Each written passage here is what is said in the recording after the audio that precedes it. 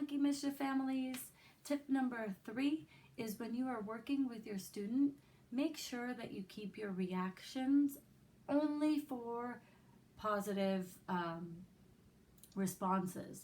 So that being said, what it looks like is if I'm working with a student and I've given them 3 choices and I ask, find me the letter G. If the student just points to the first letter and looks, I'm not going to react.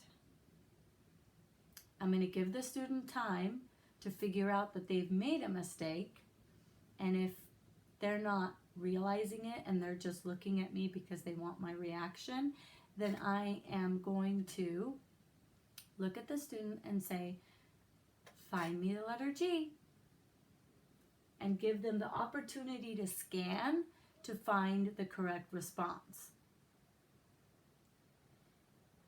Now, if the student is taking long and is just pointing to all the letters, I'm going to say, remember, 1 tap. Find me the letter G. And once they do get to the G and they tap once and they look at me, I'm going to make that a big deal. Initially, you want to overreact to the positive because you want them to seek out that positive reinforcement and praise. So in order to differentiate between negative responses and positive ones, we overreact in a positive way, making the positive responses more of a preferred thing for the student. Because if they are seeking out that positive response, they're going to also be more attentive and focused on the task because they want that feedback.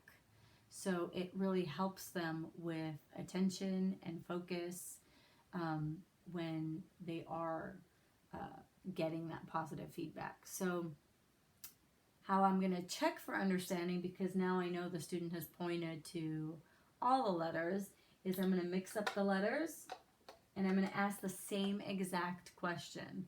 And this can be kind of boring for the adults, I know, but this is going to benefit the child. So I'm going to ask again, can you find me the letter G? In hopes that the second time around, that the student's actually going to scan and find the letter G. Now this is going to take time though. So initially they're going to be seeking out probably a reaction for every little thing that they do. You have to control and not say anything. Just keep it to waiting and then giving them wait time, and then saying, find me the letter G. And then I would take these letters off and say, can you find me letter G? And now I know they've looked at it, they've seen it, and then I would add 2 different letters and then ask again, find me letter G. So this is a great way to check for understanding, and it's a great way for the student to learn to seek out that positive. Like, oh my God, yes, you found it, woohoo! Response. Make sure it's nice, loud, and big.